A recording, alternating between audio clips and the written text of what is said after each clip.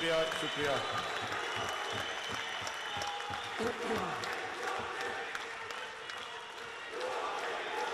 بسم اللہ الرحمن الرحیم. بس ایاک نعبد و ایاک نستعین. سب سے پہلے میں سب کا شکریہ ادا کرنا چاہتا ہوں جنہوں نے آج یہ ہمارا جو 3 سال جو ہم آج 3 سال کی اپنی پرفارمنس لوگوں کے سامنے رکھ رہے ہیں. میں فواد چودھری آپ کا، سیف اللہ نیازی آپ کا اور فاروق حبیب سب کا، یوتھ ونگ سب کا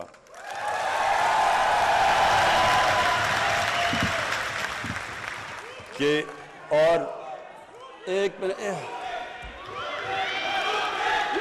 اس کے علاوہ ہاں یوتھ ونگ کا شکریہ ادا کر دیا. اب میں سب کو ویلکم کرتا ہوں یہاں.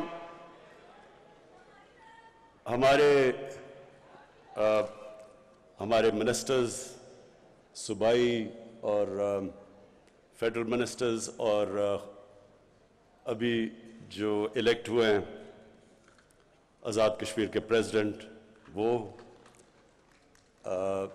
گلگت بلتستان کے چیف منسٹر، گورنرز، سب کو میں آج یہاں ویلکم کرتا ہوں. اچھا جی، اب میری یہاں ٹیم بیٹھی ہوئی ہے. میں ابھی فیصل جاوید کو دیکھ رہا تھا کہ یہ اتنا وہ دھرنا مس کرتا ہے کہ وہ جب مائک مل جائے وہ چھوڑتا ہی نہیں. اب مائک اس کو یاد آ جاتا ہے وہ. اور عمران اسماعیل اور پھر عطا اللہ خیل، عیسیٰ خیل بھی، ہم نے ساری کیمپین کی، جو کیمپین ہماری تھی وہ ساری مجھے یاد ہے عیسیٰ عطا اللہ کے ترانے کے اوپر. اور پھر ابرار آپ کا بھی جو ٹیلنٹ ہے ماشاءاللہ میں داد دینا چاہتا ہوں، بڑا ورسٹائل ہے آپ کا ٹیلنٹ. اور اب مجھے سمجھ نہیں آ رہی کہ میں اپنے گورنر عمران اسماعیل کو کس طرح اس کو داد دوں، کیونکہ اس میں اب پتہ نہیں پوٹینشل یہ ترانوں کا زیادہ ہے یا اس کی گورنرشپ میں زیادہ ہے، لیکن اس کا شاہ زمان سب کو دینا چاہتا. اچھا جی، میں یہ 3 سالہ جو ہماری پرفارمنس ہے وہ آپ کے سامنے رکھنے سے پہلے میں ایک چیز، کیونکہ میں جو یوتھ ہے یہ ہمارا فیوچر ہے، ہماری زیادہ تر آبادی، ہماری آبادی یوتھ ہے، 30 سال کی عمر سے کم اکثریت ہے ہماری ملک میں. تو اس لیے یوتھ میں خواتین بھی شامل ہوتی ہیں، وہ علیحدہ نہیں ہے یوتھ سے. اچھا ایک منٹ، یوتھ ونگ آپ نے چپ کر کے شور نہیں بچانا، آرام سے سننی ہے میری بات. اب سنیں، نعرے نہیں، ابھی نعرے نہیں. اچھا جی سنیں، میں سب سے پہلے اپنی صرف یہاں بھی لیکن سارے پاکستان کی یوتھ کے لیے جو پیغام میں آج دینا چاہتا ہوں وہ یہ کہ دیکھیں، جب ہم 5 وقت کی نماز میں، وہ کئی 5 وقت پڑھتے ہیں کئی نہیں پڑھتے، لیکن نماز میں ہم ایک چیز مانگتے ہیں اور وہ ہے کہ اللہ ہمیں ان کے راستے پہ لگا جن کو تو نے نعمتیں بخشیں، اس راستے پہ نہیں جو اپنی تباہی کے راستے پہ نکل گئے. میں صرف چاہتا ہوں کہ اس کے اوپر غور کریں، کیونکہ جو زندگی کا فلسفہ ہے وہ اس چھوٹے سے آیت کے اندر ہے. اگر آپ اس کو سمجھ جائیں تو آپ کو سمجھ آ جائے گی کہ انسان عروج پہ کیسے جاتا ہے اور انسان اپنے آپ کو تباہ کیسے کرتا ہے. یہ صرف اسی میں ہے، اور اسی لیے اللہ نے ہر روز 5 وقت آپ کو صرف یہ کہا ہے مانگنے کے لیے کہ اللہ مجھے اس راستے پہ لگا، اس راستے پہ نہیں جو تباہی کا راستہ ہے، جو عروج کا راستہ ہے. اور وہ جو عروج کا راستہ ہے وہ کس کا راستہ ہے؟ وہ سب سے اللہ کے محبوب سب سے عظیم انسان جو کبھی نہ اس طرح کا عظیم انسان آیا ہے اور نہ آئے گا، ہمارے نبی صلی اللہ علیہ وسلم۔ اب یہ سمجھنے کی بات ہے، جب اللہ ہمیں حکم دیتا ہے کہ ان کی زندگی سے سیکھو تو اللہ بے نیاز ہے، یہ صرف وہ ہماری بہتری کے لیے اللہ کہتا ہے۔ اگر ہم نے ایک عظیم انسان بننا ہے تو اللہ نے راستہ بتا دیا، اور اسی لیے یہ ضروری ہے کہ ہماری یوتھ کو، ہمارے بچوں کو، خاص طور پر آج کل کے زمانے میں بہت ضروری ہے اس چیز کا سمجھنا کہ ہم جب ان کے راستے پہ چلتے ہیں تو ہم اپنی عظمت کے راستے پہ جاتے ہیں۔ اور جب ابھی یہ ساری جو سٹرگل کی ویڈیوز دکھائی گئی ہیں کہ ہماری، اور واقعی بڑی لمبی سٹرگل ہے، 25 سال اور 22 سال پہلے اقتدار کے باہر، تو یہ میری انسپریشن کیا تھی سٹرگل کی؟ ایسے ایسے وقت تھے جب کہ 5-6 لوگ رہ گئے تھے جو ایکٹیو پارٹی میں رہ گئے تھے۔ ایک وقت ایسا تھا کہ پارٹی سکڑ کے 5-6 لوگوں کی رہ گئی تھی، باقی گھروں میں بیٹھ گئے تھے، اور اونچ نیچ آتی ہے، ہر تنظیم میں، انسان کی زندگی میں اونچ نیچ آتی ہے۔ اور وہ جو برا وقت تھا، اور جب لوگ مذاق اڑاتے تھے، مجھے کئی لوگوں نے کہا کہ جی ہمیں شرم آتی ہے، ہم جب گھر جاتے ہیں ہمارا مذاق اڑتا ہے کہ آپ تحریک انصاف میں ہیں۔ کئی میرے اپنے، بلکہ یہاں بھی 1-2 بیٹھے ہوں گے جن کو یاد ہوگا کہ وہ جب گھر جاتے تھے تو ان کی بیوی کیا کہتی تھی جب وہ کہتے تھے میں تحریک انصاف میں ہوں۔ تو یہ میری انسپریشن، سوچے نا، میں ایک انسان جس کو اللہ سب کچھ دے چکا تھا، بڑا نام تھا، کوئی کسی چیز کی کمی نہیں تھی، تو سوچے کہ مجھے یہ بار بار یہ سننا پڑتا تھا، مذاق اڑاتے تھے لوگ۔ کئی لوگ ویسے ہی کرکٹ کے دنوں میں میرے خلاف ہوئے تھے، کیونکہ وہ جیلسی ہوتی ہے نا، جو کامیاب انسان ہوتا ہے اسے لوگ جیلس ہوتے ہیں، تو وہ ان کو موقع مل گیا کہ اچھا جی اب تو یہ نیچے آیا تو اس کو برا بھلا کہو۔ دیکھیں، میں نے صرف ایک چیز میں دیکھتا تھا کہ ہمارے نبی صلی اللہ علیہ وسلم، انہوں نے بھی بڑا مشکل وقت گزارا، اللہ کے حبیب تھے، انسان جس کو سب سے زیادہ اللہ پسند کرتے تھے، تو اگر اللہ ان کو 13 سال ان کی زندگی اگر آپ سٹڈی کریں تو کتنے مشکل وقت سے وہ گزرے تھے، کوئی ضرورت نہیں تھی ان کو، کامیاب تھے، وہ خوش تھے، کامیاب بزنس مین تھے، تاجر تھے، کوئی ان کو ضرورت نہیں تھی، سارے عزت کرتے تھے، صادق اور امین تھے، فیصلے کرانے کے لیے سارے ان کے پاس جاتے تھے۔ تو ایک دم جب وہ رائے حق پہ آئے تو لوگوں نے مذاق اڑایا ان کا، کیا کیا نہیں کیا ان سے، اور وہ کتنی تکلیف سے گزرے۔ تو میں ہمیشہ ان کی زندگی سے سیکھتا تھا، کیونکہ ہمیں قرآن میں حکم تھا، اور یہ آپ سب کے لیے، اور میں خاص طور پہ اپنے یوتھ کے لیے کہنا چاہتا ہوں۔ دیکھیں، یہ جو 2 راستے ہیں کہ ان کے راستے پہ لگا جن کو نعمتیں بخشیں، تو کیا وہ نعمتوں کا راستہ آسان راستہ ہے؟ اگر آسان ہوتا تو سب سے زیادہ نعمتیں تو انہوں نے نبی صلی اللہ علیہ وسلم کو بخشی تھی، تو ان کا تو بڑا مشکل راستہ تھا۔ کہنے کا مقصد یہ ہے کہ جو ایک قرآن کی ایک آیت ہے کہ جس کو تم اپنے لیے اچھا سمجھتے ہو وہ برا ہے، وہ کئی دفعہ تمہارے لیے برا ہے، اور جس کو تم برا سمجھتے ہو وہ اچھا ہے۔ مطلب یہ کہ کبھی بھی برے وقت سے ڈرنا نہیں چاہیے۔ جب میں پہلی دفعہ جب پرائم منسٹر بنا تو میں نے پہلی بات کی کہ یہ مشکل وقت ہے، لیکن گھبرانا نہیں ہے، کیونکہ مشکل وقت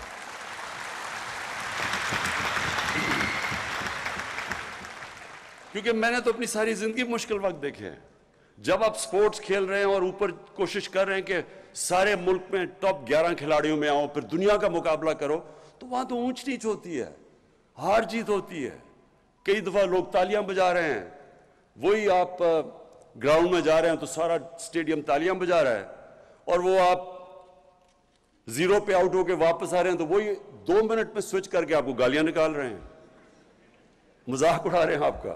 تو یہ اونچ نیچ زندگی کا حصہ، اور جو سپورٹس ہیں یہ سب سے زیادہ آپ کو تیار کرتی ہیں سٹرگل کرنے کے لیے، کیونکہ مسلسل سٹرگل ہے، یا آپ ہار رہے ہیں جیت رہے ہیں۔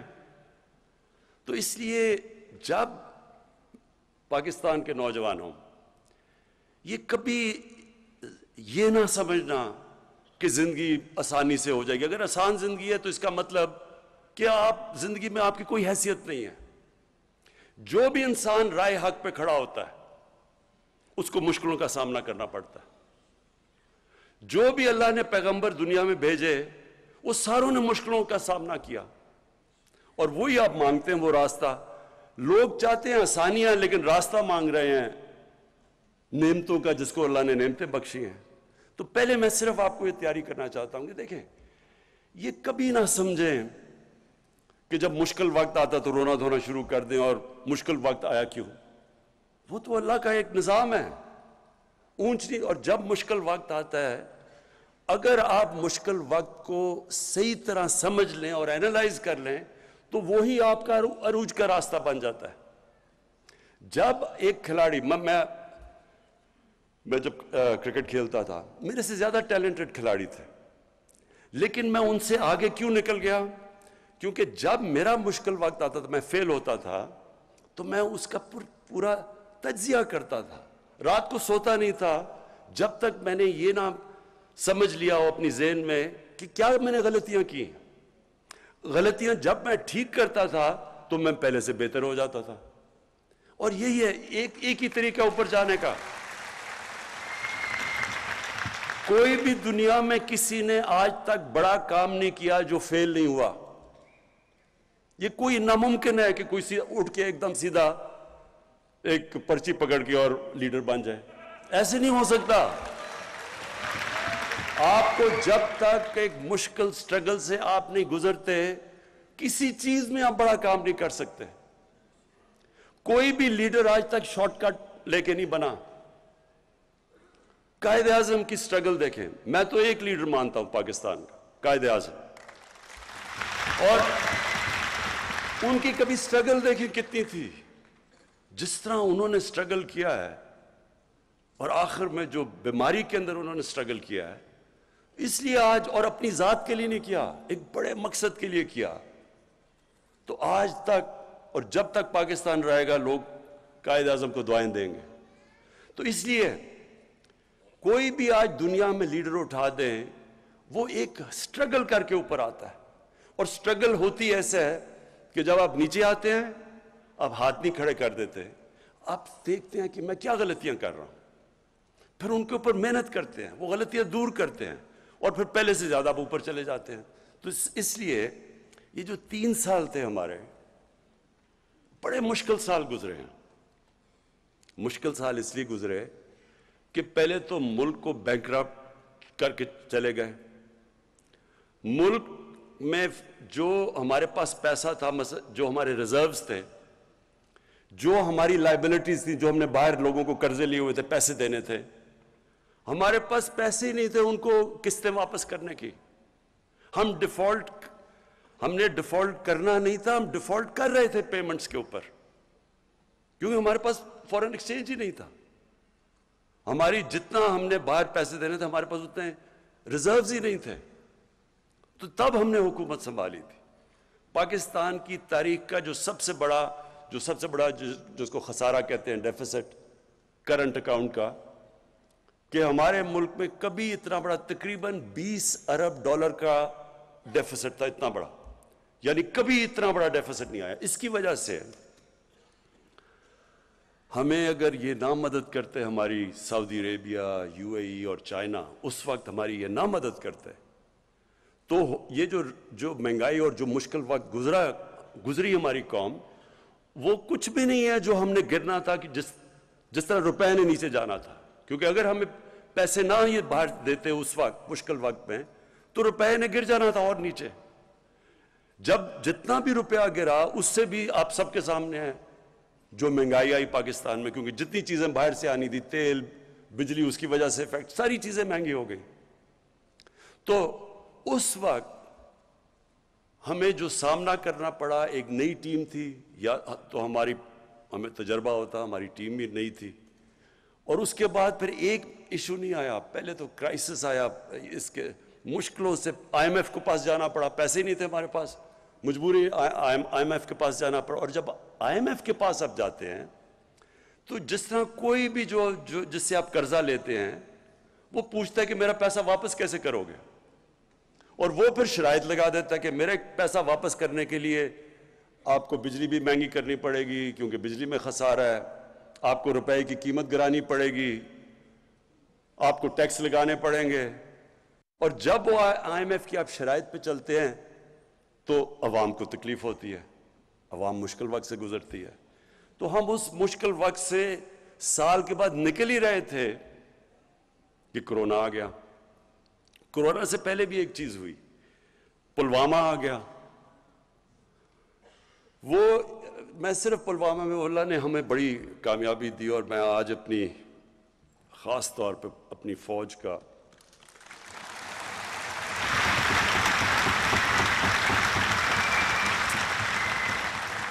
خاص طور پہ ان کا اس لیے شکریہ ان کا ادا کرتا ہوں، اللہ کا شکر کرتا ہوں کہ ہمارے پاس ایسی فوج اور ایئر فورس ہے. کیونکہ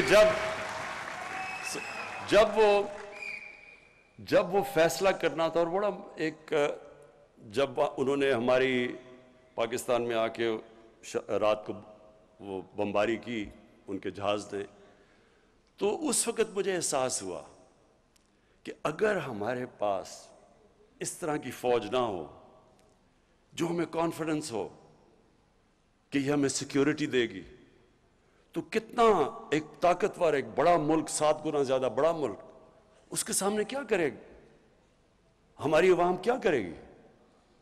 تو ادھر احساس ہوتا ہے اپنی فوج کا. اور پھر مجھے یہ ان 3 سالوں میں جو سب سے زیادہ تکلیف ہوئی کہ جس طرح یہ جو مافیا ہے، انہوں نے ہماری فوج کے خلاف جو تقریریں کی، جو سٹیٹمنٹس تھیں. دیکھیں، میں نے بھی فوج کی تنقید کی ہوئی ہے ماضی کے اندر، میں نے بھی کی ہے. کوئی بھی ادارہ ہے، عدلیہ ہے، وہ بھی غلطیاں کرتی ہے، فوج بھی غلطیاں کرتی ہے، ہم پولیٹیشنز غلطیاں کرتے ہیں. لیکن یہ تو نہیں مقصد کہ آپ اپنی فوج کو برا بھلا کہنا شروع ہو جائیں، فوج کے پیچھے پڑ جائیں. اور فوج کے پیچھے اس لیے پڑے ہیں کہ آپ چاہ رہے ہیں کہ کسی طرح فوج گورنمنٹ کو گرا دے، یا اپنے آپ کو ڈیموکریٹس کہتے ہیں اور ان کے پیچھے پڑے ہوئے ہیں کہ ایک ڈیموکریٹک گورنمنٹ کو گرا دیں. تو اس لیے جو انہوں نے تنقید کی، اور باہر جو پوری ہمیں پتہ ہے کہ ہندوستان کی لابی پوری طرح کوشش میں ہے کہ پاکستانی فوج کو برا بھلا کہے، اس کے پیچھے پڑے. ابھی جو افغانستان میں ہو رہا ہے، پورا زور لگایا ہوا ہے کہ جی یہ طالبان صرف جیتے ہیں پاکستان کی فوج کی وجہ سے، اور پوری کیمپین چلی ہوئی ہے ہماری فوج کو ڈسکریڈٹ، اور اب سے نہیں، دیر سے چل رہی ہے. اور یہاں بیٹھے ہوئے لوگ پورا انہوں نے محاذ بنایا ہوا ہے فوج کے خلاف. اور میں یہ آپ کو کہتا ہوں کہ مجھے میں نے ویلیو کیا اپنی فوج کو جب وہ پلوامہ ہوا، کہ ہمیں ایک کانفیڈنس تھا. اس لیے ہم دلیری سے ان کو کہہ سکتے تھے، نریندر مودی کو، کہ اگر تم نے کچھ کیا تو ہم تمہیں واپس جواب دیں گے. اگر ہماری فوج اگر نہ ہوتا یہ، تو خود سوچ لے کہ میں نے پتہ نہیں کیا مشکل وقت گزرنا تھا. اچھا، اس کے بعد کرونا ہو گیا. اب کرونا کے اندر آپ لوگوں کو پوری طرح اندازہ نہیں ہے کہ وہ کتنا ہمارے لیے مشکل وقت تھا. ایک منٹ بس، اب آپ نے مجھے انٹرپٹ نہیں کرنا، اوکے؟ ساتھ والوں نے پکڑ کے اس کو باہر نکال دینا اگر کیا. اچھا سنیں ذرا،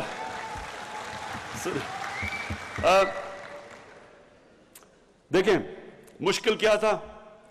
ہم دیکھ رہے تھے باہر، وہاں جناب اسپین کے اندر، اٹلی کے اندر، انگلینڈ کے اندر وہ ان کے ہاسپٹل بھرے ہوئے ہیں، لوگ سڑکوں پہ ہیں. ان کے یعنی جو ملک جن کے پاس ہمارے سے 30 40 گنا بڑا جی ڈی پی تھا، دولت تھی، وہاں ہم حالات دیکھ رہے تھے. اور وہ ساروں نے لاک ڈاؤن کیا ہوا تھا. پھر ادھر سے دیکھا جی نریندر مودی نے بھی لاک ڈاؤن کر دیا. تو ساروں نے ہمیں پریشر ڈالا کہ آپ بھی لاک ڈاؤن کریں، اور وہ بہت مشکل وقت تھا۔ ہاں لاک ڈاؤن تو کرنا چاہیے کہ اگر آپ کی یہ بیماری پھیل رہی ہے، ہمیں پتہ ہے کہ لاک ڈاؤن سے وہ رک جاتی ہے، وہ کم ہو جاتی ہے، پھیلتی کم ہے، لیکن ساتھ کہ ہمارے وہ لوگ جو دیہڑی دار تھے، جو غریب لوگ تھے، جو دن کو پیسہ بنا کے بچوں کو کھلاتے تھے، تو ان کو کیا بننا تھا؟ اور بڑی ہماری اپوزیشن کے ممبرز نے تنقید کی، اور لوگ میری اپنی پارٹی میں بھی کئی لوگ گھبرا گئے کہ ایک دم یہ ہو رہا ہے، اور اگر اور پھیل گیا ہمارے ہاسپٹل سے پریشر پڑ گیا۔ لیکن میرا یہ ایمان ہے، ہم نے فیصلہ کیا اور بڑا مشکل فیصلہ کیا کہ ہم جو بھی ہو جائے ہم یہ پوری طرح لاک ڈاؤن نہیں کریں گے، کیونکہ ہمارے غریب بھوکے مر جائیں گے۔ اور اس کی وجہ سے میرا یہ ایمان ہے کہ اللہ نے اس کی برکت آئی ہمارے اوپر، اس نے بچا لیا ہم نے اپنے۔ اور پھر یہ سنیں، ورلڈ اکنامک فورم نے پاکستان کی مثال دی کہ وہ ملک ہے جس نے اپنی بہترین طور پہ اپنی اکانومی بچائی۔ ورلڈ ہیلتھ آرگنائزیشن نے پاکستان کی مثال دی کہ کرونا سے انہوں نے سب سے بہتر طریقے سے اس کو انہوں نے ہینڈل کیا۔ اور پھر اکانومسٹ نے کہا کہ پاکستان وہ دنیا میں 3 ملکوں میں سے ہے جس نے اپنی اکانومی بھی اور کرونا کو بھی ہینڈل کیا۔ ادھر میں پھر اپنی ٹیم کو، کیونکہ اگر ہم غلط فیصلہ کر لیتے، میں آج آپ کو بتاؤں، یہاں لوگوں نے بھوکے مرنا تھا، جو آج ہندوستان میں ہو رہا ہے۔ اگر ہندوستان کے اندر جس طرح کی غربت آئی ہے، جس طرح کو انہوں نے لاک ڈاؤن لگایا، اور جس طرح مجھے پارلیمنٹ میں اپوزیشن والے کہہ رہے تھے، مثالیں دے رہے تھے ہندوستان کی، تو آج ہمارے ملک کے اندر جس طرح کی غربت تھی آپ اندازہ نہیں لگا سکتے، کیونکہ ساری دنیا کے اندر کرونا کے اندر غریب پس گیا۔ لاک ڈاؤن سب سے زیادہ تباہی مچاتا ہے غریب کو۔ تو اس میں اپنی جو ٹیم تھی میری NCOC کی، اسد عمر اور ڈاکٹر فیصل، میں خاص طور پہ آپ کو خراج تحسین آج پیش کرنا چاہتا ہوں کہ بڑے ہمارے اچھے فیصلے ہوئے اور اللہ نے ہمیں وہاں سے نکالا۔ اچھا، اب میں ذرا آپ کو صرف 3 سال کی ہم نے اپنی پرفارمنس بتانی تھی، تو میں ذرا صرف آپ کے سامنے رکھنا چاہتا ہوں کہ ہم جب آئے تھے تو تقریباً $20 ارب کا خسارہ تھا۔ آج وہ خسارہ 3 سال کے بعد $20 ارب سے $1.8 ارب پہ رہ گیا۔ ہمارے فورن کرنسی ریزروز جب ہم آئے تھے تو پورے ملا کے $16.4 ارب تھا، اور آج ماشاءاللہ ہمارے $27 ارب پہ ریزروز چلے گئے ہیں۔ ہمارے جو ٹیکس کلیکشن تھی، یعنی کہ دیکھیں، جب ایک گھر میں مثلاً ایک گھر جب مقروض ہو جاتا ہے تو وہ کیا کرتا ہے؟ اس کو اپنے خرچے کم کرنے پڑتے ہیں اور اپنی آمدنی بڑھانی پڑتی ہے، اور کوئی طریقہ، جب سے اللہ نے دنیا ایجاد کی ہے اس کے علاوہ کوئی طریقہ نہیں ہے اس میں سے نکلنے کا۔ تو جب آپ خرچے کم کرتے ہیں تو لوگوں کو تکلیف ہوتی ہے۔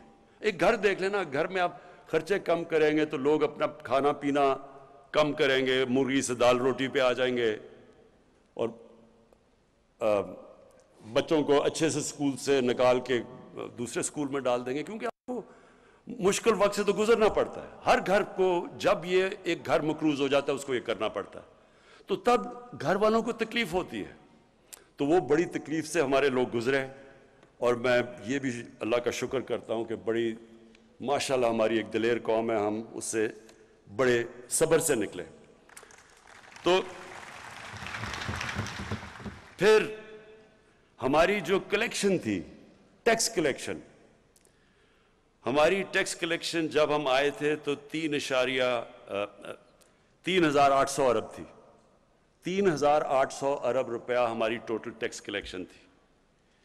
آج وہ پہنچ گئی ہے 4,700 ارب پہ ہماری ٹیکس کلیکشن۔ اور یہ جو سارے میں آپ کو فگرز دے رہا ہوں یہ اسحاق ڈار کے نہیں ہیں، یہ اصل ہیں۔ اس کے بعد ہماری جو ریمیٹنسز ہیں، جو باہر سے، اور ہمیشہ یہ یاد رکھے آپ کا اس ملک کا سب سے بڑا اثاثہ بیرون ملک پاکستانی ہے. یہ سب سے بڑا ہمارا اثاثہ ہے.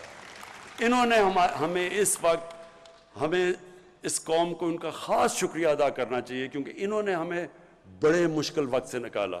ہماری ریمیٹنسز تھیں جب ہم آئے, جو اوورسیز پاکستانی جو پیسہ بھیجتے تھے وہ تھی 19.9 ارب ڈالر, اور آج ہماری ریمیٹنسز پہنچ گئی ہیں 29.4 ارب ڈالر. تقریباً 10 ارب ڈالر ایکسٹرا ریمیٹنسز آئیں. اچھا, پھر جو ہمارا جس وقت ہم بالکل شروع میں آئے تو جب خرچے کم کیے, ہماری اکانومی کمزور ہوئی, بے روزگار ہو گئے. آج دیکھیں ذرا حالات. آج ہمارے جو اکانومی, جو انڈسٹری جو اٹھاتی ہے اکانومی, اس میں جو اضافہ ہوا ہے وہ 18% ہوا ہے. یہ 10 سال کے بعد ہماری اتنی تیزی سے انڈسٹری اوپر جا رہی ہے جس سے لوگوں کو روزگار بھی مل رہا ہے. اور ہمارا جو کنسٹرکشن کا سیکٹر ہے جو سب سے زیادہ روزگار دیتا ہے, اس میں سیمنٹ 42% اس کی سیلز بڑھی ہے. ہمارے جو ایگریکلچر ہے 1100 ارب روپیہ ہمارا اضافی کسانوں کے پاس گیا ہے, اضافی گیا ہے. اور وہ نظر آتا ہے کہ ریکارڈ ہماری موٹر سائیکلوں کی بکی ہیں, ریکارڈ ٹریکٹر ہمارے بکے ہیں, اور گاڑیوں کی سیل 85% بڑھ گئی ہے. ٹویوٹا نے اپنی ساری تاریخ میں اتنی گاڑیاں نہیں بیچی جو آج بیچی ہیں. اس کا مطلب کہ لوگوں کے اندر خوشحالی آ رہی ہے.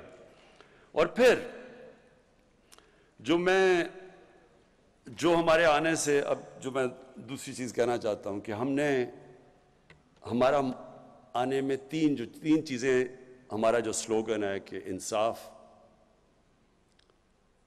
انسانیت اور خودداری. تو انصاف کے لیے, انصاف کیا ہے؟ انصاف کا مطلب قانون کی بالادستی, قانون کی حکمرانی. میں ذرا صرف آپ کو سمجھاتا ہوں کہ اس میں فرق کیا ہوتا ہے. جدھر قانون کی حکمرانی ہوتی ہے وہاں سب قانون کے سامنے ایک برابر ہوتے ہیں. جب طاقت کی حکمرانی ہوتی ہے تو طاقتور کے لیے ایک قانون اور کمزور کے لیے دوسرا. میں آپ کو ایک مثال دیتا ہوں جو پاکستان میں اگر آپ کو آسانی سے آپ سمجھ جائیں گے کہ اصل میں ہمارا ملک کا سب سے بڑا مسئلہ کیا رہا ہے, اور وہ ہے کہ یہاں رول آف لا, قانون کی حکمرانی نہیں ہوئی. آصف زرداری 88 سے لے کے 90 تک پیپلز پارٹی کی حکومت پاور میں تھی. 90 کو ان کی گورنمنٹ جاتی ہے اور نون لیگ آ جاتی ہے. Asif Zardari prime minister house سے سیدھا جیل میں چلے جاتے ہیں کرپشن پہ. 93 کے اندر نون لیگ کی حکومت چلی جاتی ہے, پیپلز پارٹی واپس آ جاتی ہے. آصف زرداری سیدھی جیل سے اٹھ کے پرائم منسٹر ہاؤس. پھر 96 میں پھر پیپلز پارٹی حکومت جاتی ہے, وہ پھر پرائم منسٹر ہاؤس سے سیدھا جیل. اس کا مطلب کیا کہ جب وہ طاقت میں ہیں تو پاکستان کا قانون ان کو نہیں پکڑ سکتا. وہ صرف جب اپوزیشن میں جاتے تھے تو قانون پکڑتا تھا. تو دیکھیں, یہ صرف میں آپ کو اس لیے مثال دے رہا ہوں, کوئی بھی ملک, یہ ذہن میں ڈال لیں, کوئی ملک ترقی نہیں کر سکتا جدھر رول آف لا نہیں ہوتا. اور اسی لیے مدینہ کی ریاست میں جب ان کے پاس خوشحالی نہیں تھی, تب شروع میں بڑا مشکل وقت تھا. شروع کے اندر تو پہلے 4-5 سال تو مشکل سے امت بچی تھی. جنگ خندق میں, جنگ احد میں مشکل سے بچے تھے, کھانا نہیں تھا, برے حالات تھے. لیکن قانون کی بالادستی قائم کی, قانون سے اوپر کوئی نہیں تھا. انہوں نے کہا نبی صلی اللہ علیہ وسلم نے کہ تمہارے سے پہلے بڑی قومیں تباہ ہوئیں جدھر یہی طاقتور کے لیے کمزور کے لیے دوسرا قانون, اور میری بیٹی بھی اگر قانون توڑتی ہے تو اس کو سزا ملے گی. کوئی قانون سے اوپر نہیں ہے. اور یہ بیسس ہوتا ہے, دیکھیں کوئی بھی دنیا کی سیولائز سوسائٹی, اس کا بیسس ہوتا ہے رول آف لا. اور یہی ہمارا مسئلہ ہے. ہم اس لیے اوپر نہیں گئے. کبھی یہ دیکھیں چھوٹے چھوٹے چور جتنی مرضی چوری کریں, ملک تباہ نہیں ہوتا. ملک تباہ تب ہوتا ہے جب عمران خان اور پرائم منسٹر اور اس کے وزیر چوری شروع کرتے ہیں, کیونکہ ملک کا خزانہ تو ہمارے ہاتھ میں ہے. تو کرپشن عام آدمی کی لوگوں کو تنگ کرتی ہے، پٹواری کی کرپشن، لوگ تنگ ہوتے ہیں اس سے، یا تھانے دار کی. لیکن ملک جو تباہ ہوتا ہے جب اس کے طاقتور، اس کے پرائم منسٹر، وزیر، جب وہ چوری شروع کرتے ہیں. اس لیے ساری دنیا میں آج ڈیولپنگ ورلڈ، جس کو ڈیولپنگ ورلڈ، غریب ملک جو ہیں، ان کے اندر ایک ہی مسئلہ ہے، طاقتور قانون سے اوپر ہے. ایک فیکٹ آئی رپورٹ میں بار بار مثال دیتا ہوں کیونکہ یونائٹڈ نیشنز کے سیکرٹری جنرل نے، اس نے ایک پینل اپنے نیچے بٹھائی اور انہوں نے کہا بتاؤ کہ یہ امیر اور غریب ملکوں میں اتنا فاصلہ کیوں بڑھتا جا رہا ہے. تو فیکٹ آئی پینل کی جو رپورٹ ہے اس نے یہ کہا کہ ہر سال غریب ملکوں سے، ڈیولپنگ ورلڈ سے 1000 ارب ڈالر چوری ہو کے جاتا ہے امیر ملکوں میں اور آف شور اکاؤنٹس میں اور مے فیئر کی طرح فلیٹس میں. ہر سال یہ ایسے ہے. میں آپ کو ایک اور مثال دیتا ہوں. جب انگریز ہندوستان میں آیا تو اورنگزیب کے جانے کے بعد ہندوستان کا جو سالانہ آمدنی تھی، جس کو جی ڈی پی کہتے ہیں، وہ 24% تھی دنیا کی جی ڈی پی. دنیا کا سب سے امیر خطہ تھا یہ. اور بنگال مغلوں کا سب سے امیر پروونس تھا. انگریز نے شروع کیا بنگال سے، اور اس نے جب 200 سال حکومت کر کے گیا تو بنگال سب سے غریب صوبہ ہو گیا انگریزوں کا، اور ہندوستان کا جو جی ڈی پی تھا وہ رہ گیا 3%، اور برطانیہ کا جی ڈی پی چلا گیا 24%. کیا ہوا؟ یہاں سے ساری دولت چوری ہو کے ان کے پاس چلی گئی. یہ غریب ہو گیا، وہ امیر ہو گیا. یہی آج ہو رہا ہے دنیا میں. ڈیولپنگ ورلڈ کیوں فاصلے بڑھتے جا رہے ہیں؟ امیر غریب کے فاصلے بڑھتے جا رہے ہیں، امیر اور غریب ملکوں کو. کیونکہ وہاں سے، کیونکہ ان کے پاس قانون کی حکمرانی نہیں ہے، وہاں کا پیسہ چوری ہو کے ان کے ملکوں سے باہر جا رہا ہے. وہ فاصلے، وہ ملک غریب ہو رہے ہیں. وہ جو پیسہ خرچ ہونا ہے تعلیم پہ، صحت پہ، انفراسٹرکچر پہ، وہ چوری ہو کے باہر چلا جاتا ہے. اور جب وہ ڈالر لے کے باہر بھیجتے ہیں تو آپ کی کرنسی کمزور ہو جاتی ہے. کیونکہ یہاں سے اندازہ، ایک رپورٹ تھی 10 سال پہلے کہ 10 ارب ڈالر ہر سال یہاں سے چوری ہو کے، منی لانڈرنگ ہو کے باہر جاتا ہے. تو وہ اگر 10 ارب ڈالر نہ آپ روک لیں تو ہمیں آئی ایم ایف سے قرضہ ہی نہ لینا پڑے. تو یہ جو ہمارا مسئلہ نہیں، یہ ساری ڈیولپنگ ورلڈ کا مسئلہ ہے. اس لیے یہ جو رول آف لا ہے، طاقتور کو قانون کے نیچے لانا، یہ ایک جہاد ہے. اللہ قرآن میں کہتا ہے کہ میری زمین میں انصاف قائم کرو. یہ ہمارا فرض ہے. اور اس لیے یہ ہے اصل میں جنگ جو 3 سال میں ہم نے سب سے زیادہ لڑی ہے. جو ابرار نے بتایا کہ جی مایوسی پھیلا دیتے ہیں، یہ کون مایوسی پھیلا رہا ہے؟ یہ وہ مافیاز ہیں. وہ مافیاز ہیں جو چاہتے ہیں کہ گورنمنٹ فیل ہو، کیونکہ وہ پرانا زمانہ پھر آ جائے جدھر لوٹ مار شروع ہے. ان کی پوری کوشش ہے کہ آپ کی یہ تحریک انصاف کی حکومت کامیاب نہ ہو اور ہماری جو کولیشن گورنمنٹ ہے، کیونکہ وہ چاہتے نہیں ہیں. کیونکہ ان کے لیے آسان، یہاں سے ملک سے پیسہ نکالا، باہر لے گئے، باہر بڑے بڑے گھر اور پراپرٹیز لے لی. تو میں صرف اب آپ کو، ہم جب آئے ہیں ذرا میں آپ کو بتاؤں کہ فرق کیا پڑا ہے. کیا فرق پڑا ہے کہ ہمارے آنے سے پہلے. اب میں ذرا 2 آپ کو فگرز دیتا ہوں. پنجاب کی پہلے بتاتا ہوں کہ پنجاب کی اینٹی کرپشن، انہوں نے نون لیگ کے 10 سالوں میں جو ٹوٹل پیسہ اینٹی کرپشن نے ریکور کیا تھا وہ 2.5 ارب روپیہ تھا. ہمارے صرف ابھی 3 سالوں میں پنجاب کی اینٹی کرپشن نے 450 ارب روپیہ اب تک ریکور کر چکے ہیں. یہی نیب تھی، یہی قانون تھے نیب کے. نیب نے اپنے 18 سالوں میں، ہمارے آنے سے پہلے 18 سالوں میں جو پورا اب تک پیسہ انہوں نے ریکور کیا تھا وہ 290 ارب روپیہ تھا. اور ہمارے 3 سالوں میں انہوں نے 519 ارب روپیہ ریکور کر چکے ہیں. اور اس لیے آپ دیکھتے ہیں بڑا شور مچا ہوا ہے. اچھا جی، دوسری چیز جو ہمارا دوسرا کوشش ہے ہمارا جو منشور ہے وہ ہے انسانیت.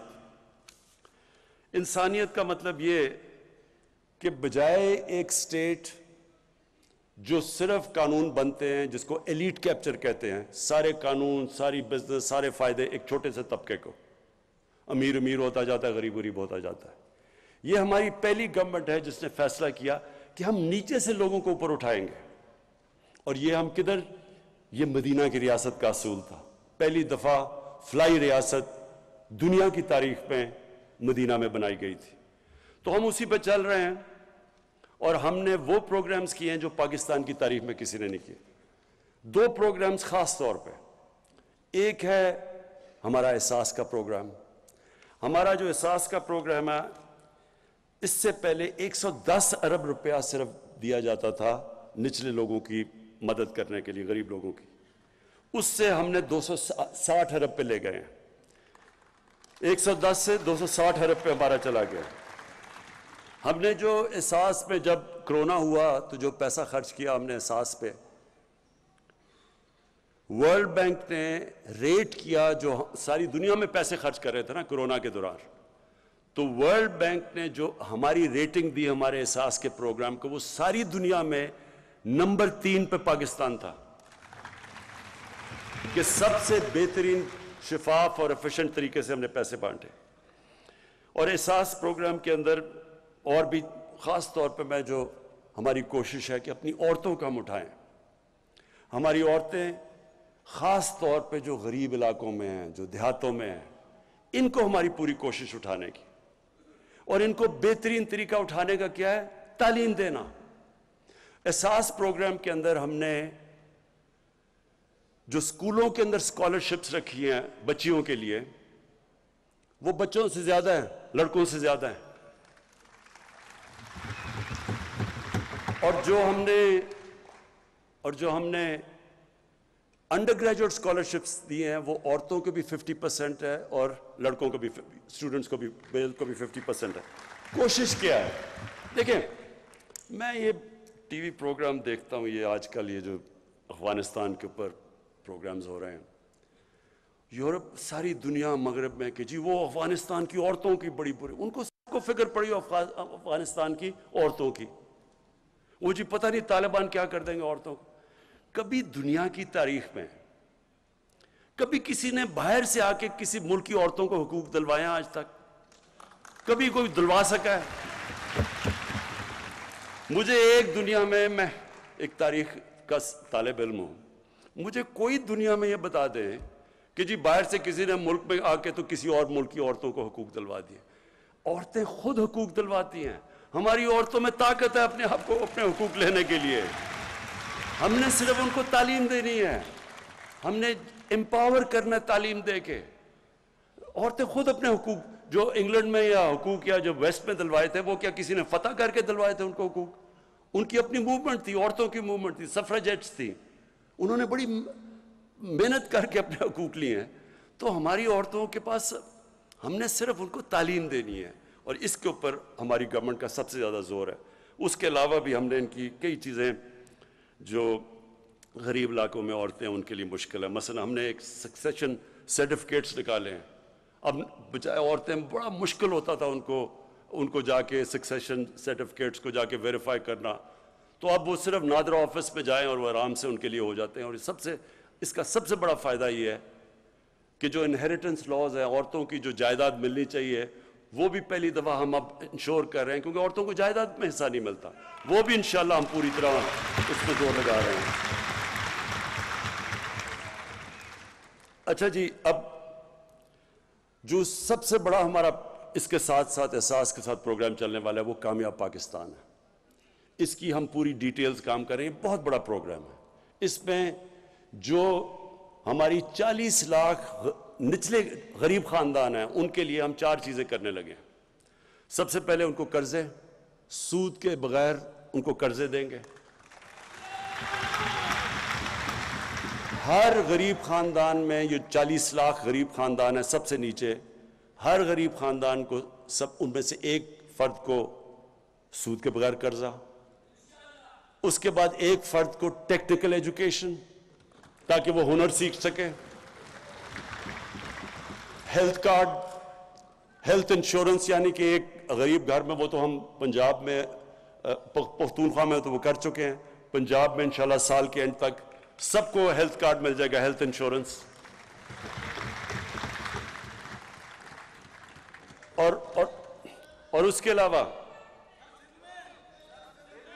ہاں لیکن میں عرض کر دوں، یہ صوبے خود کر رہے ہیں، یہ ہم سینٹر سے نہیں کر رہے. انشاءاللہ جب یہ ساری صوبوں میں ہو جائے گا تو سندھ کو بھی پریشر پڑ جائے گا، سندھ کے اوپر بھی، کہ ان کو بھی دینے پڑیں گے ہیلتھ کارڈ. اور پھر جو ہمارا بہت بڑا پروگرام ہے، جو ہم نے افورڈیبل ہاؤسز، لوگوں کو گھر دینے ہیں، غریب طبقوں کو جو آج تک کبھی پیسے ان کے پاس نہیں ہوتے گھر بنانے کے لیے، تو ایک غریب خاندان کو ہم پورا سود ان کو ہم وہ قرضے دیں گے، یعنی جس طرح کہ اگر انہوں نے مہینے کا کرایہ دینا ہے، وہ کرایہ کی جگہ وہ قسط ہو جائے گی اور ان کا گھر اپنا ہو جائے گا. کسانوں کے لیے کسان کارڈ، یہ پہلی دفعہ ابھی پنجاب میں شروع ہے، یہ ہماری ساری انشاءاللہ جدھر بھی آزاد کشمیر میں بھی، گلگت بلتستان اور پختونخوا میں بھی، اس کا مقصد یہ ہوگا کسان کارڈ کا کہ بجائے کسان کے اوپر واؤچرز ہوتے تھے اور بڑے مشکل ہوتے تھے، ان کو پیسہ بھی نہیں نیچے پہنچتا تھا، اب ان کو کارڈ ملے گا. اس کارڈ کے اوپر جو بھی سبسڈی ہے، کھاد کے اوپر ہے، ٹیوب ویل کے اوپر ہے، کیڑے مارنے والی دوائیوں پہ ہیں، اور اگر کوئی فصل ان کی خراب ہو جائے تو ڈائریکٹ کارڈ کے اوپر اب ہم سبسڈی دیں گے. یہ انشاءاللہ سال کے اینڈ تک پورا کسان کارڈ ساری جگہ چلا جائے گا. اور کسانوں کے لیے اس کے علاوہ 10 ڈیمز بن رہی ہیں پاکستان میں. انشاءاللہ اگلے 10 سال تک ہماری 10 ڈیمز پوری ہو جائیں گی. 2025 میں مومن ڈیم سب سے پہلے بن جائے گی، اس کے بعد پھر داسو. اور اس کا یہ ہوگا پہلی دفعہ پاکستان میں 50 سال میں کوشش کی ہے کہ پاکستان کے ریزروائرز بڑھے تاکہ کسانوں کو پانی زیادہ ملے، کیونکہ آگے پانی کا بڑا مسئلہ آ رہا ہے. اور پھر تعلیم میں سب سے پہلے تو ایک کریکولم، ایک نصاب، یہ بڑا مشکل کام تھا. میں اپنی ٹیم کو دونوں جو ہمارے پروونشل اور فیڈرل ایجوکیشن منسٹرز ہیں ان کو خاص طور پہ میں داد دیتا ہوں. بڑا مشکل کام ہے ایک نصاب، کیونکہ انگریزوں کا بنایا ہوا سسٹم تھا. ایلیٹ کے لیے انگلش میڈیم، لوگوں کے لیے اردو میڈیم، 7 دینی مدرسے، 3 سسٹمز تھے. یہ بڑی مشکلوں سے ہم ایک نصاب لے کے آئے ہیں. اور اس کا مقصد کیا ہے؟ اس کا مقصد یہ ہے کہ عام لوگوں کو جن کو موقع ہی نہیں ملتا اوپر آنے کو، کیونکہ ان کو انگریزی نہیں آتی، تو ان کو انگریزی بھی سکھائی جائے، اور دوسری طرف جو انگلش میڈیم ہے وہ بالکل ایک علیحدہ ہی قوم نہ بن جائے، وہ ان کے اندر بھی پاکستانیت ڈالیں. اور ساتھ ساتھ جو سب سے بڑی چیز انشاءاللہ اگلے 5 مہینے میں ہو جائے گا، 8، 9 اور 10 میں کلاسز میں ہم ایک سیرت نبی کا پورا ایک کورس شروع کر رہے ہیں.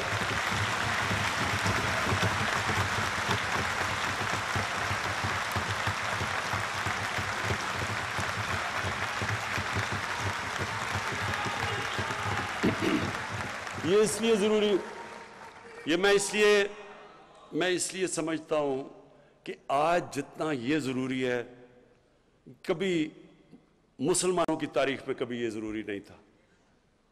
ضروری تو خیر ہمیشہ تھا، جس طرح میں نے شروع میں کہا کہ کوئی اس قرآن میں جب انہوں نے ان کو رول ماڈل بنا دیا ہماری بہتری کے لیے، جو ان کو فالو کرے گا وہ اوپر چلا جائے گا. جو مدینہ کی ریاست کے اصولوں پہ قوم کھڑی ہوگی وہ اوپر چلی جائے گی. یہ تو اللہ نے اس لیے ہمیں ان کی سنت پہ چلنے کو کہا ہے. لیکن مجھے احساس ہوا کہ ہمارے بچوں کو سمجھ ہی نہیں ہے. نہ قرآن پڑھ لیتے ہیں لیکن قرآن کی ان کو سمجھ نہیں ہے. لیکن ان کی زندگی وہ آسان ہے بچوں کے لیے سمجھنا، وہ تو ایک تاریخ کا حصہ ہے، اور اس سے کیریکٹر بلڈنگ ہو. میں پھر سے کہتا ہوں، جب میں نے جو چیزیں آج کل دیکھ رہا ہوں، یہ موبائل فون کے بڑے فائدے ہیں، ٹیکنالوجی ہے، بچے کئی چیزیں اب سیکھ جاتے ہیں، نالج وہ مل جاتی ہے جو کبھی پہلے نہیں تھی. لیکن اس کے ایک نیگیٹو سائیڈ ہے. بچوں کو وہ مٹیریل اب موبائل فون پہ مل رہا ہے کہ ان کے لیے ہینڈل کرنا آسان نہیں ہے، اور اس کے بڑے اثرات آ رہے ہیں ہماری سوسائٹی کے اوپر۔ میں جب سے آیا ہوں، میں نے جب آئی جیز سے ملتا ہوں اور ان سے میں پوچھتا ہوں کہ کرائم کے مجھے بتائیں کہ کون کون سی کرائم بڑھ رہی ہے، سب سے تیزی سے کرائم بڑھ رہی ہے پاکستان میں سیکس کی کرائم، بچوں سے زیادتیاں، ریپ، یہ بڑی تیزی سے بڑھ رہی ہے۔ اور پھر جو میں نے یہ جو منار پاکستان میں دیکھا، یہ ہم سب کے لیے، یہ ہم ساری قوم کے لیے اس سے زیادہ شرمناک چیز نہیں ہو سکتی۔ تو اس لیے اور بھی ضروری ہے آج کہ ہم اپنے بچوں کی تربیت کریں، ان کی کیریکٹر بلڈنگ کریں، ان کو ٹیکنالوجی بھی سکھائیں، لیکن ان کے کیریکٹر ان کو بتائیں تو صحیح کہ انسان ہوتا کیا ہے۔ انسان صرف روبوٹ نہیں ہے جو صرف ٹیکنالوجی پہ چلتا ہے، انسان میں انسانیت تب آتی ہے جب اس کو پتہ تو چلے کہ میں اچھے برے کی تمیز کیا ہے، میں دنیا میں کس لیے آیا ہوں، میرا حساب لیا جائے گا۔ انسان میں ایمان آتا ہے یہ نہیں آتا، یہ تو اللہ کا فیصلہ ہے، لیکن ہمارا کام ہے ان کو تربیت دینا، اپنے بچوں کو ان کو ایک قسم کے ان کو ہتھیار دینا تربیت سے، تاکہ وہ مقابلہ کر سکیں کہ یہ بالکل ایک نئی قسم کی ان کے لیے انفارمیشن آ رہی ہے۔ یہ بہت ضروری ہے، کیونکہ اگر اس وقت میں جو ابھی ابرار نے بالکل ٹھیک بات کی کہ جس طرح کی اس وقت انفارمیشن آ رہی ہے، یہ بالکل ہمارے دین سے بھی بچوں کو دور لے کے جا رہی ہے، ہمارے کلچر سے، ہماری پاکستانیت سے۔ تو اس لیے انشاءاللہ یہ جو ہماری کوشش ہے اب کہ سارے بچوں کو ہم 8، 9 اور 10 کے اندر جو بھی بچہ ہے جس مرضی اسکول میں، انگلش میڈیم، اردو میڈیم، سب کو سیرت نبی کے اوپر پورا صحیح سکھایا جائے گا۔ اور پھر یہ جو ہماری پوری کوشش ہے کہ جو ہمارے علاقے پیچھے رہ گئے ہیں، بلوچستان پیچھے رہ گیا، ہمارا قبائلی علاقہ جو پرانا قبائلی علاقہ تھا وہ پیچھے رہ گیا، وہاں بھی غربت ہے، پڑھائی وہاں بھی کم ہے۔ تو ان سارے علاقوں کے لیے ہم نے اسپیشل پیکیجز دیے۔ بلوچستان میں ہماری گورنمنٹ نہیں ہے، سندھ میں ہماری گورنمنٹ نہیں ہے، لیکن ہم نے صرف غربت کے اوپر اسپیشل پیکیجز دیے ہیں۔ ہم نے 14 سندھ کی ڈسٹرکٹس، 9 بلوچستان کی ڈسٹرکٹس اور گلگت بلتستان، ان کے لیے ہم نے 1300 ارب روپیہ ہم نے ایلوکیٹ کیا ہے ان کو اٹھانے کے لیے۔ ہاں اچھا، بلوچستان میں ہماری کولیشن گورنمنٹ ہے۔ اچھا، اب میں آخری چیز پہ آ رہا ہوں، اور یہ بڑا ضروری ہے آپ سب کے لیے کہ دیکھیں، میں پاکستان کی پہلی چپ کر کے سنیں پاکستان کی پہلی جنریشن ہوں۔ میرے ماں باپ ایک غلام ہندوستان میں پیدا ہوئے تھے، میں ایک پہلی جنریشن ہوں جو ہم ایک آزاد ملک میں پیدا ہوئے تھے۔ اور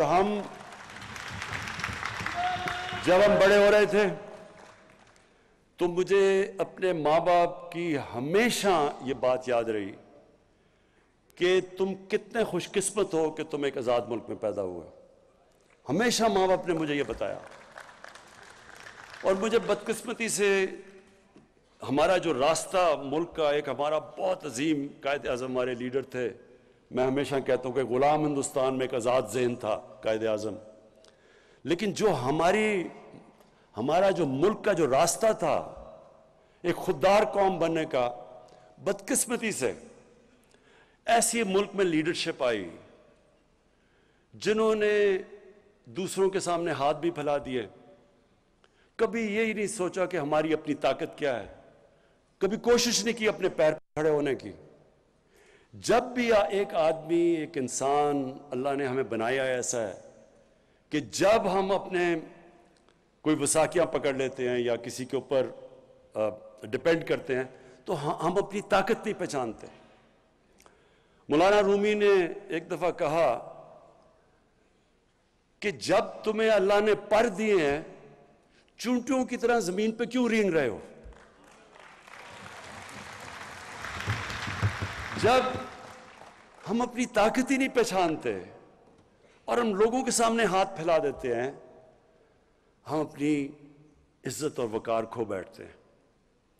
کبھی کوئی انسان کسی دوسرے انسان کی عزت نہیں کرتا جو دوسرے انسان کے سامنے ہاتھ پھیلاتا ہے۔ اور میں یہ 3 سالوں کے اندر جو سب سے مشکل مجھے چیز لگی وہ یہ کہ ہمارے ملک کے معاشی حالات اتنے برے تھے کہ مجھے دوسرے ملکوں کے سامنے ان کے پاس جا کے مانگنا پڑا، قرضے مانگنے پڑے۔ اور میں آپ کو یقین دلاتا ہوں یہ سب سے مشکل چیز ہے، کیونکہ جو مرضی آپ کر لیں، جی میرا دوست ہے، آپ دوست تو چھوڑیں، آپ اپنے ماں باپ سے بھی تیسری دفعہ پیسے مانگنے جائیں تو دیکھیں ماں باپ بھی تھوڑے بدل جاتے ہیں آپ کی طرف، آپ کے بھائی بہن بدل جاتے ہیں۔ یہ اللہ کے سامنے ہاتھ پھیلاؤ، اللہ خوش ہوتا ہے آپ سے۔ انسانوں کے سامنے ہاتھ پھیلاؤ، وہ آپ نیچے گر جاتے ہیں اس کے سامنے۔ اس لیے ہم نے یہ بڑا غلط راستہ یہ جو چنا، اس کی وجہ سے ہم نے کبھی کوشش ہی نہیں کی اپنا پوٹینشل کہ کتنا عظیم، کتنا بڑا تحفہ دیا اللہ نے۔ ہر قسم کی چیز ہے پاکستان میں۔ میں آپ کو یہ بتا دوں، جس شعبے میں ہم ایگریکلچر پہ، اپنی زراعت پہ زور ڈالیں گے، اس پہ پاکستان اٹھ سکتا ہے، اس کے اوپر بھی کبھی توجہ نہیں دی۔ اس ملک میں جتنے منرلز دیے ہیں، جو معدنیات ہیں، اس کے اوپر بھی کبھی توجہ نہیں دی، کیونکہ صرف باہر ہاتھ پھیلائے ہوئے کہ ایڈ آتی رہے یا ہم امپورٹ کرتے رہیں۔ سوچا ہی نہیں کہ اس ملک میں کیا کیا ہے اللہ۔ جو ٹورزم ہے، میں آپ کو صرف بتاؤں کیونکہ میں دنیا میں پھرا ہوں، ٹورزم میں صرف پاکستان اتنا پیسہ بنا سکتا ہے کہ وہ اپنے قرضے اتار سکتا ہے، صرف ٹورزم پہ۔ کبھی کسی نے توجہ ہی نہیں دی کیونکہ چھٹیاں ان کی لندن میں تھی۔ کسی کو کیا پتا کہ یہاں پاکستان میں کیا پوٹینشل ہے۔ انڈسٹری کے اندر پاکستان کی انڈسٹری اٹھ رہی تھی، نیشنلائز کر کے ہم نے اپنی انڈسٹری ساری تباہ کر دی 70s میں۔ ہمارے بینکرز دنیا کے اندر، BCCI دنیا کے اندر 14-15 نمبر پہ بینک پہنچ گیا تھا، یہیں سے لوگ اٹھے ہوئے تھے۔ لیکن آہستہ آہستہ آہستہ آہستہ یہاں پہنچ گئے کہ آپ سوچیں کہ 22 کروڑ کا ملک ہے اور ہماری ایکسپورٹس دیکھ لیں۔ پچھلے 5 سال میں جو ان کے پچھلے والے نون لیگ کے 5 سال تھے، ایکسپورٹس بڑھی نہیں، جو 5 سال پہلے تھی ان کے وہ اینڈ تک اتنی ایکسپورٹس تھی۔ جب ملک ایکسپورٹ ہی نہیں کرے گا، اس کے پاس آمدنی کدھر سے آئے گی؟ کیسے ملک آگے بڑھ سکتا ہے؟ اور اس ملک میں کوشش ہی نہیں کی گئی انڈسٹریلائز کرنے کی، ڈی انڈسٹریل۔ ابھی جو آپ نے پیچھے دیکھا ہوگا کہ فیصل آباد میں لوگوں نے اپنی ٹیکسٹائل ملز کو چینج کر کے ہاؤسنگ سوسائٹی بنانی شروع کر دی۔ ہماری ٹیکسٹائل انڈسٹری جو مین تھی وہ نیچے چلی گئی۔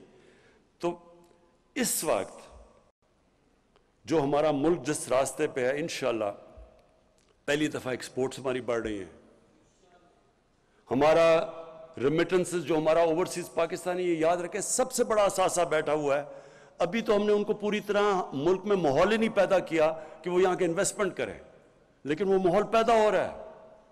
ایز آف ڈوئنگ بزنس میں 28 پلیس پاکستان اوپر چلا گیا ہے، یعنی آسانیاں پیدا کر رہے ہیں ہم باہر انویسٹرز کے لیے۔ تو انشاءاللہ، اور بزنس کانفیڈنس ابھی صرف جو اوورسیز پاکستانی چیمبر نے جو سروے کیا ہے، پاکستان میں تقریباً 100%، 108% ایک سال کے اندر بزنس کانفیڈنس اوپر گیا ہے، کہ یعنی کہ پاکستان کے حالات بزنس کے لیے بہتر ہو گئے۔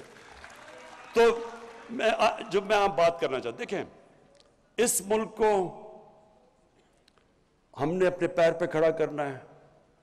ہم نے جو فیصلہ کیا، جب ہم نے کہا کہ ہم کوئی اپنے ملک کو استعمال آگے سے نہیں ہونے دیں گے۔ پہلے ہم نے امریکہ کے ساتھ شامل ہوئے، ہم ان کے فرنٹ لائن سٹیٹ بنے، افغانستان میں جہاد لڑی، پیسے انہوں نے دیے، جہادی ہم نے ٹرین کیے۔ جیسی روسی وہاں سے سوویت یونین چھوڑ کے گئی افغانستان، وہ بھی چلے گئے امریکی، اور ہمارے اوپر سینکشنز لگا دی۔ اس کے بعد 9/11 آیا، ان کو پھر ہماری ضرورت پڑ گئی، افغانستان میں انہوں نے جنگ لڑنی تھی، انہوں نے پھر پاکستان کو کہا کہ جی ہماری تمہیں ضرورت ہے۔ میری طرح کے لوگوں نے کہا کہ ہمیں اس جنگ میں شرکت نہیں کرنی چاہیے، یہ ہماری جنگ نہیں ہے۔ ہمیں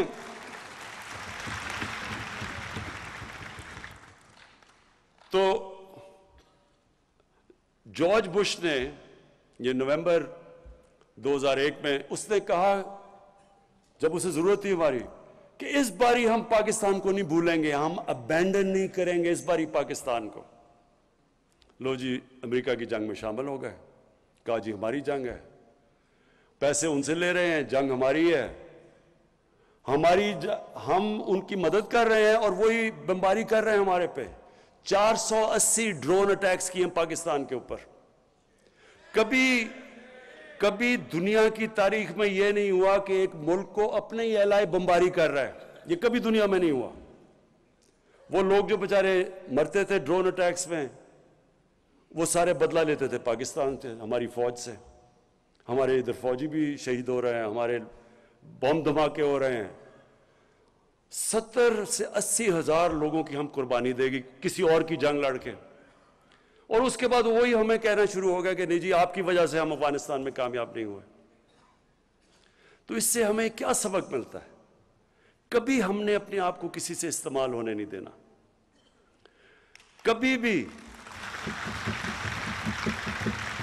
کبھی ہم نے اپنے لوگوں کو اس طرح نہیں ہم نے قربان ہونے دینا کسی اور کے لیے, کیونکہ انہوں نے تو کچھ نہیں اپریشیٹ کیا.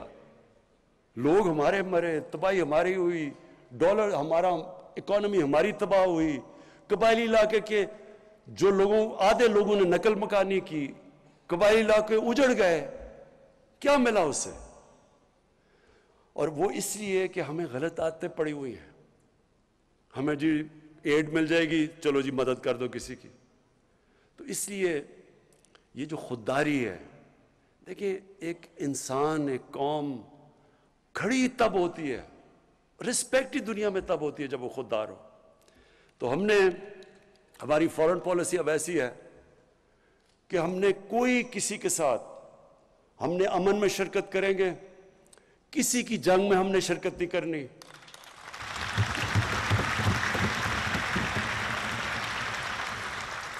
اور افغانستان کے اوپر میں آخری بات کر دوں کہ جو افغانستان میں ہوا, جس طرح 300 تقریباً 3 لاکھ افغان فوج لڑی نہیں.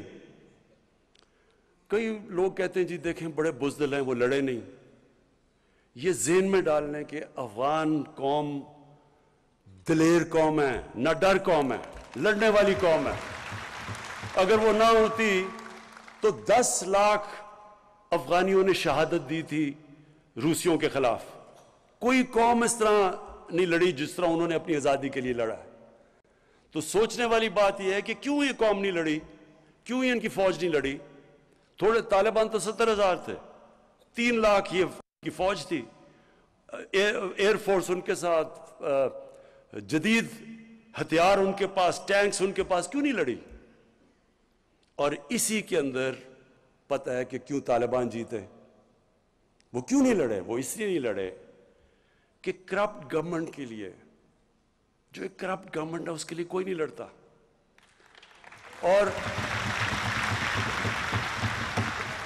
اور دوسری چیز, افغانیوں کی ایک سائیکی ہے, وہ ہمیشہ جو باہر سے آتا ہے, جو ان کے اوپر فتح کرنے کی کوشش کرتا ہے, وہ قوم ان کے اگینسٹ کھڑی ہو جاتی ہے. وہ اپنی آزادی کے لیے لڑتے ہیں. تو وہ کبھی بھی کسی ایک گورنمنٹ جو باہر سے امریکی اس کو بیک کر رہے ہیں, انہوں نے اس کے لیے نہیں لڑنا تھا. جس طرح سوویت یونین, انہوں نے جب پوری کوشش کی افغانستان پہ قبضہ کرنے کے لیے, وہ فیل ہو گئے اس لیے کہ وہ لوگ آزادی چاہتے ہیں. اور اب جو حالات ہیں افغانستان میں, ہماری پوری کوشش ہونی چاہیے, اور میں دنیا کی کمیونٹی کو کہتا ہوں پوری کوشش ہونی چاہیے کہ افغانستان کی اس وقت ان کی گورنمنٹ کی مدد کرے. جو طالبان ہیں انہوں نے کیا چیزیں کہی ہیں؟ انہوں نے کہا کہ ہم سب کو شامل کریں گے. یہ بڑی زبردست چیز ہے. یہی تو چاہ رہے تھے دعا کے اندر جو ٹاکس تھی, اس میں کیا چاہ رہے تھے طالبان سے کہ انکلوسیو گورنمنٹ ہو.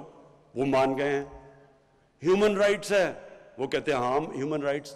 ایمنسٹی انہوں نے سب کو معاف کر دیا ہے, اور انہوں نے کہا کہ ہم اپنی زمین استعمال نہیں ہونے دیں گے دہشت گردی کے لیے. یہی دنیا چاہتی تھی. تو جب انہوں نے یہ کہہ دیا ہے تو یہ کیا مطلب کہ نہیں جی وہ آگے پتہ نہیں اپنی زبان پہ کھڑے ہوں گے یا نہیں ہوں گے؟ بھئی جب نہیں ہوں گے تب دیکھیں، ابھی کیوں شروع ہو گئے ہیں؟ ابھی تو آپ کریں ان کی مدد تاکہ وہ افغانستان میں امن ہو۔ سب سے زیادہ دنیا کو کیا کرنا چاہیے؟ پوری کوشش کرنی چاہیے کہ افغانستان میں امن ہو۔ 40 سال سے وہاں انتشار ہے، ان کے لوگوں نے کتنی مشکلوں کا سامنا کیا ہے۔ اب وقت آ گیا کہ دنیا مدد کرے امن لانے کے لیے وہاں، اور وہ کوشش کرے۔ اگر طالبان کوشش کر رہے ہیں سب کو شامل کر کے وہ امن کی بات کر رہے ہیں تو ان کی مدد کریں۔ میں اپنی ٹیم کو اس کا شکریہ ادا کرتا ہوں، اپنے سارے ایلائز جتنے ہمارے ساتھ، جنہوں نے ہمارے ساتھ 3 سال گزارے ہیں، کیو لیگ کا، ہماری بیپ پارٹی کا، اپنی ایم کیو ایم کا، میں آپ کا سب کا شکریہ ادا کرتا ہوں، جی ڈی اے کا سب کا، اپنے سارے ایلائز کا شکریہ ادا کرتا ہوں جس طرح آپ نے ہمارے ساتھ کرا ہے۔ شکریہ۔